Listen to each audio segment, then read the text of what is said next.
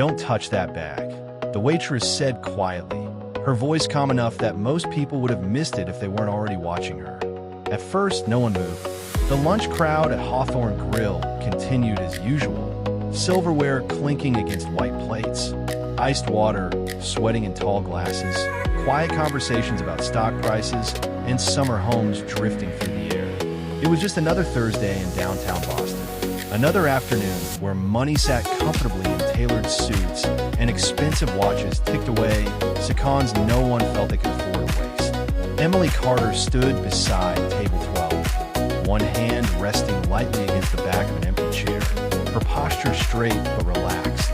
The picture of a professional server who knew how to be invisible when necessary.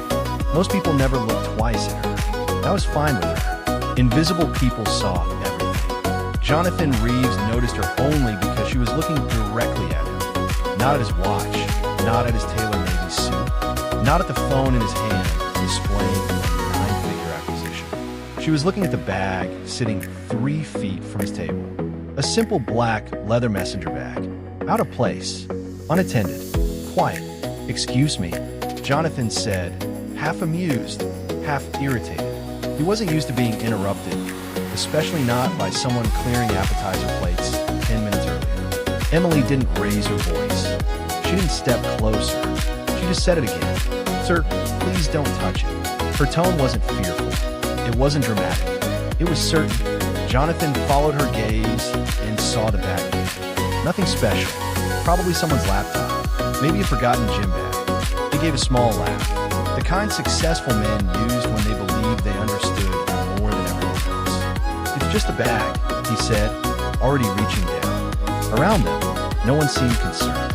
A couple at the next table debated vacation plans. Someone near the window asked for extra ranch dressing.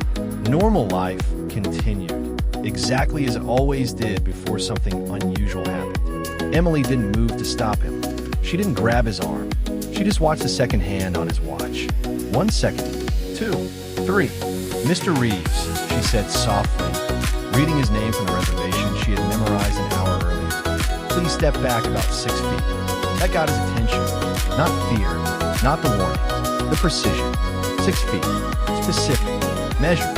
Jonathan paused, his fingers hovering just above the letter she had. "Why?" he asked. Emily finally took one step forward, not toward the bag, toward him.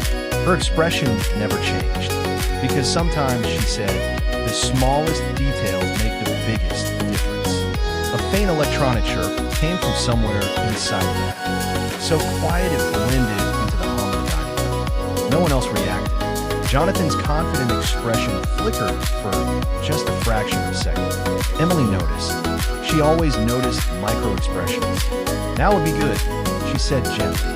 Something in her certainty made him listen. He took 2 steps back, then one more. Exactly the distance she suggested. 5 seconds later, a thin ribbon of gray smoke slipped from the zipper like a warning no one else had been trained to recognize. A server dropped a glass. Someone gasped. The manager looked up. Confusion spread before fear ever had the chance. Emily moved first.